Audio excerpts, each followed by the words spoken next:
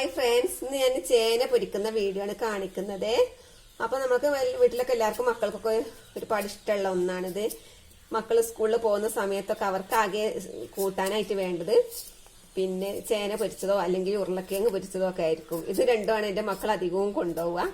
അപ്പോൾ നമുക്കിത് തൊലി ചെത്തിയെടുക്കാം ആദ്യം കേട്ടോ.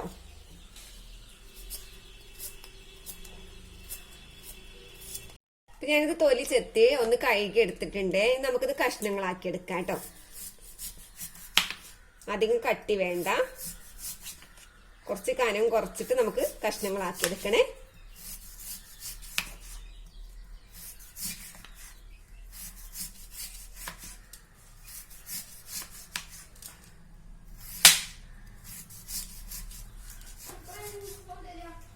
കുറച്ച് ചെയ്യട്ടെ.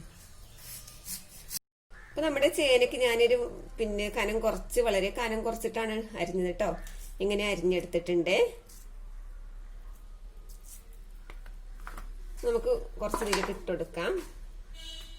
ഇനി നിങ്ങൾക്ക് ഏത് വലിപ്പത്തിലാണോ അരിഞ്ഞെടുക്കാൻ ഇഷ്ടം, അപ്പൊ ആ രൂപത്തിൽ നിങ്ങൾക്ക് മുറിച്ചെടുക്കാം കേട്ടോ. അപ്പൊ ഞാനിത് 2 പീസാക്കിയിട്ട് ഇങ്ങനെ മുറിച്ചെടുക്കുന്നുണ്ട്.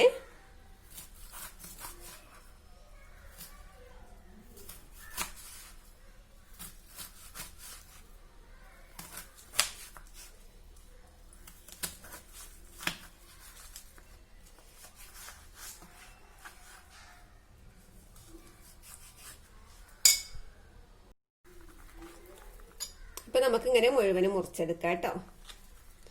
കുറച്ച് കട്ടിക്ക് ഇങ്ങനെ മുറിച്ചെടുത്തിട്ടുണ്ട്.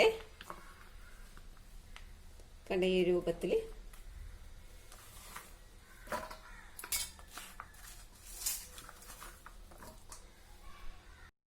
അപ്പൊ ഞാൻ അരിഞ്ഞെടുത്തതിൽ ഞാൻ കുറച്ച് കഷ്ണങ്ങളാക്കി എടുത്തിട്ടുണ്ട്.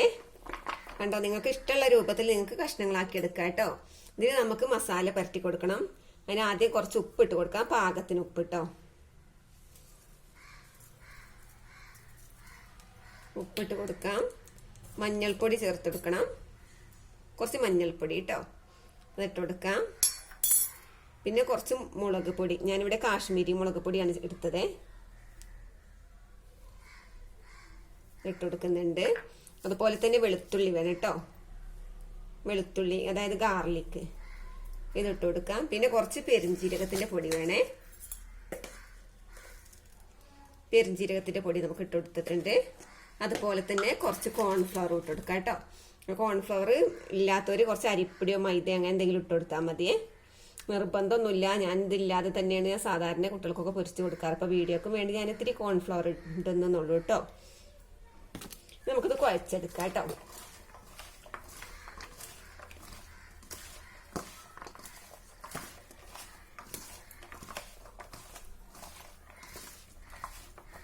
നമുക്കിത് കുറച്ച് സമയം ഇങ്ങനെ അടച്ച് വെക്കണേ.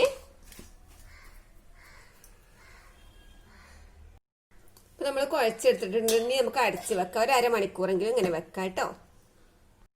അപ്പൊ നമ്മുടെ ചേന മസാല പുരട്ടി വെച്ചിട്ട് അരമണിക്കൂർ കഴിഞ്ഞിട്ടോ. അത് നമുക്ക് ഇനി ചൂടായ എണ്ണയിലിട്ട് വറുത്ത് കോരാം. ചട്ടി അടുപ്പത്ത് വെച്ച് ചൂടായിട്ടുണ്ട്. ഇതിലേക്ക് നമുക്ക് അല്പം വെളിച്ചെണ്ണ ഒഴിച്ചു കൊടുക്കാം കേട്ടോ.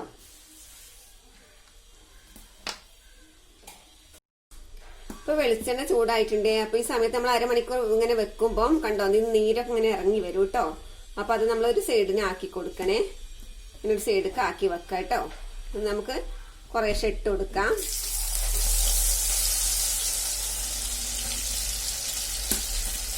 കുറേശ്ശെ ഇട്ട് കൊടുത്തിട്ട് നമുക്ക് ഇതിങ്ങനെ ചെരിച്ച് വെക്കണം കേട്ടോ.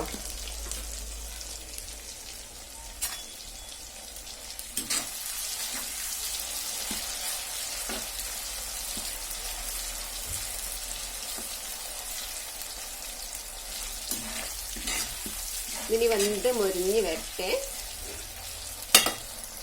അപ്പൊ നമ്മുടെ ആദ്യം ഇട്ടത് വറുത്ത് കോരിയെടുക്കാനായിട്ടുണ്ട്. ഇത് അധികം വേവൊന്നും ഉണ്ടാവില്ല കേട്ടോ, വേഗം വേവൊക്കെ ചെയ്യും. ഒരു മീഡിയം ഫ്ലെയിമിലാണ് നമ്മളിത് വറുത്തെടുക്കേണ്ടത്.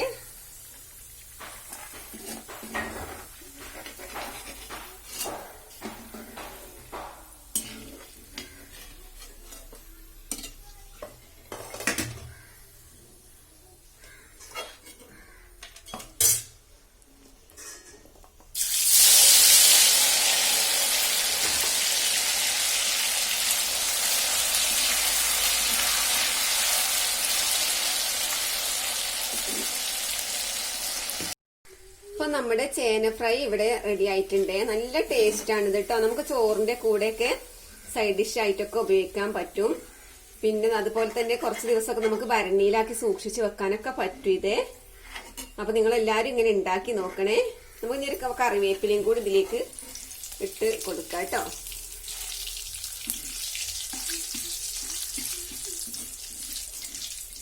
അപ്പൊ നമുക്ക് മറ്റൊരു വീഡിയോയുമായി വരുന്നത് വരേക്കും ബായ്. അസ്സലാമു അലൈക്കും.